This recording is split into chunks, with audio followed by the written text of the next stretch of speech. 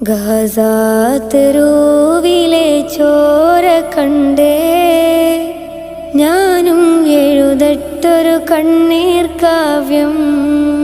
പിഞ്ചോമന മക്കളെ ചോരക്കായി ദാഹിച്ചലയുന്ന ചെന്നായ്ക്കൂട്ടം. മരിച്ചത് ഞാനല്ല, നീയാണ് മുസ്ലിമേ. ഫാസിസ തടവറയിൽ അടിമയായി നിൽപ്പോ നീ. എന്ന് തീരും ഈ കണ്ണുനീരിൻ മോചനം നേടുകില്ലേ? ഫലസ്തീൻ ചിരിയെന്നത് കാണാക്കിനാവല്ല, അറബിപ്പൻ വിളയുന്ന കാലം വരുന്നുണ്ട്. തഖ്വ കൊണ്ട്